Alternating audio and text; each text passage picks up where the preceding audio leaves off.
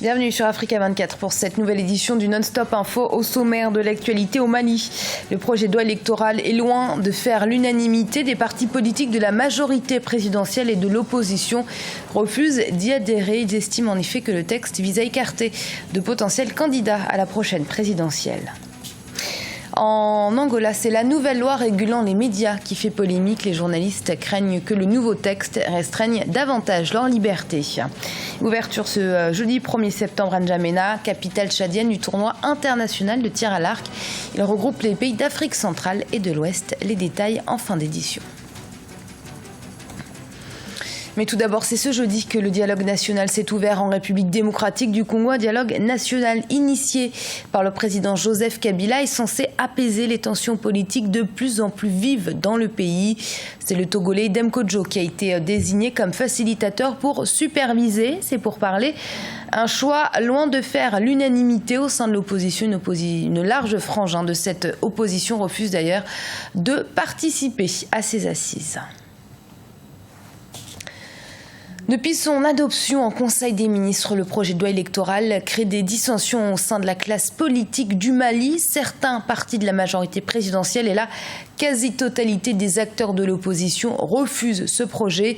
Ils déplorent l'absence de consultation préalable et pointent du doigt une disposition particulière qu'ils estiment discriminatoire et destinée à exclure des personnalités des prochaines élections présidentielles. C'est un sujet qui nous a été préparé par Deo Gracias Podo. Le gouvernement malien prévoit reconfigurer les schémas politiques et institutionnels du pays par le biais d'un nouveau projet de loi électorale. Dans ces grandes lignes, le texte prévoit entre autres de faire passer la caution pour l'élection présidentielle à 35 millions de francs CFA contre 10 millions de francs CFA. Il sera également exigé un parrainage à chaque candidat par au moins 15 députés et 5 conseillers nationaux contre 10 députés lors du précédent scrutin présidentiel. Un sujet qui divise la classe politique malienne. Lorsque nous regardons notamment ce projet de loi électorale, c'est évidemment une progression, à mon avis, de la démocratie malienne. 92, 2016, cela fait 24 ans. C'est un cas de siècle, nous avons une constitution qui est là. Et dans cette constitution, le dispositif électoral prend en compte ces aspects-là. Et aujourd'hui, lorsque nous regardons les élections en Afrique avec les contestations post-électorales, la question notamment de la restriction notamment du champ politique est déjà une nécessité. Il faut mettre en place un système permettant également aux candidats de pouvoir choisir des personnes qui reposent une base de légitimité. Pour l'opposition malienne, ce projet de loi traduit une volonté des autorités actuelles de verrouiller le pouvoir aux potentiels prétendants. Elle dénonce une loi taillée sur mesure pour certains partis politiques qui disposent déjà du nouveau quota de députés exigé pour le parrainage. Au Parlement, une partie de la classe politique manifeste de plus en plus son indignation.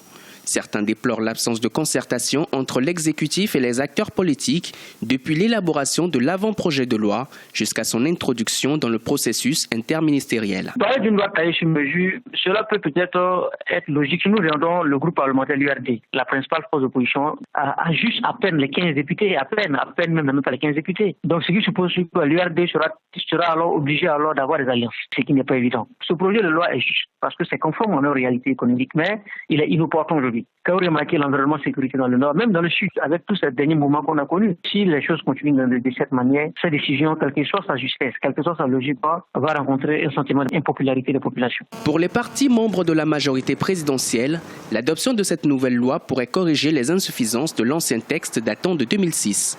Le projet de loi tiendra compte des dispositions de l'accord de paix issu du processus d'Alger. D'autres, par contre, proposent un retrait du projet de loi déposé à l'Assemblée nationale afin d'engager une concertation avec les acteurs politiques et la société civile sur les dispositions principales du projet. La nouvelle loi régulant les médias menace encore la liberté de la presse et des journalistes en Angola. Une loi approuvée grâce à l'appui des députés du MPLA, le parti au pouvoir, largement majoritaire au Parlement. Le point avec Gladys Momba. Une nouvelle loi régulant les médias contestée en Angola. Le Parlement angolais a adopté le 12 août 2016 une loi controversée sur la communication de masse. Cette loi va désormais obliger les médias audiovisuels publics comme privés à retransmettre en direct les discours officiels du président José Eduardo dos Santos. Un texte qui freinerait la liberté de la presse selon les journalistes du pays. C'est du suicide pour nous en tant que journalistes d'accepter cette loi. Je pense que le syndicat des journalistes devrait mettre tout en œuvre pour l'arrêter. Nous ne pourrons pas le permettre. Nous risquons de disparaître. L'intention est de faire disparaître les journalistes. Ils seront en mesure de choisir qui devrait ou non exercer le métier et je suis sûr que nous serons l'une des cibles. Le texte va également encadrer la création d'organes de presse puisqu'il faudra désormais avoir 300 millions de kwanza, soit 2,2 millions de dollars, à investir pour être autorisé à lancer un nouveau média. Une loi approuvée grâce à l'appui des députés du MPLA, le parti au pouvoir, largement majoritaire au Parlement angolais. Notre analyse est que ces lois se traduiront par un contrôle plus strict sur les activités de journalisme. Pourquoi ? Cela pourrait engendrer des restrictions sur la liberté de la presse et le contrôle de l'État, que ce soit pour les journalistes ou les plateformes de communication sociale. Une loi votée moins d'une semaine avant le congrès du MPLA qui s'est tenu du 17 au 20 août 2016. Le parti au pouvoir a une nouvelle fois entériné la candidature du président José Eduardo dos Santos à la présidentielle de 2017. En Afrique du Sud, les séropositifs étaient jusque-là très peu à recevoir des antirétroviraux gratuitement. Depuis ce jeudi 1er septembre, un énorme pas a été franchi.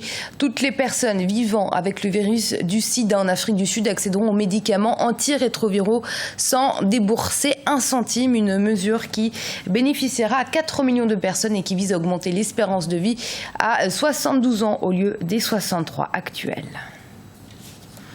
N'Djamena, capitale tchadienne, abrite depuis ce jeudi 1er septembre le tournoi international de tir à l'arc des zones du centre et de l'ouest de l'Afrique. 13 pays participent à la compétition. Reportage au Tchad de notre correspondant Mahamat Ramadam.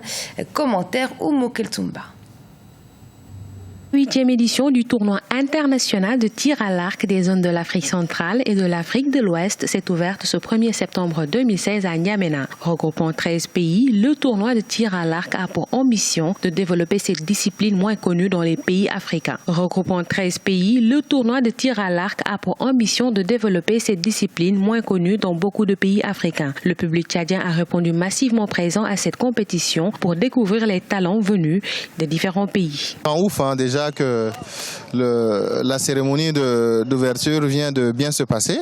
C'était l'étape la plus difficile, la plus dure, auquel on s'attendait. On ne savait pas comment ça allait se passer. C'est très difficile de pouvoir organiser en si peu de temps un tel événement de cette envergure-là.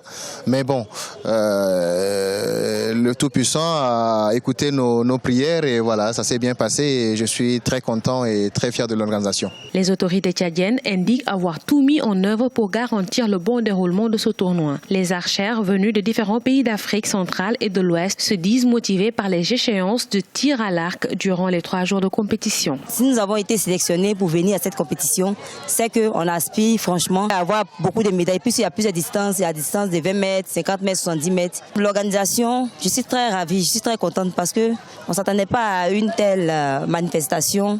Vraiment, ça a été réussi avec toutes ces animations que nous avons trouvées ici sur place. Et puis, le cadre aussi est joli à voir. Je crois que ça va aller. On s'est bien préparé pour la compétition. On a tous nos matériels qui sont là. On a aussi tous les archers qui sont là. Donc, on est prêts pour la compétition. Et l'organisation aussi. À l'issue de la première journée de tir, 4 archers tchadiens et 2 archers ivoiriens sont qualifiés pour la seconde phase des tirs. Rappelons que le tir à l'arc est un sport de précision et de concentration dans lequel les compétiteurs tentent de tirer leurs flèches au centre d'une cible avec leur arc. Et ce journal a été préparé par l'ensemble de la rédaction. Merci de l'avoir suivi. Restez sur Africa 24. Dans un instant, une nouvelle édition de l'information.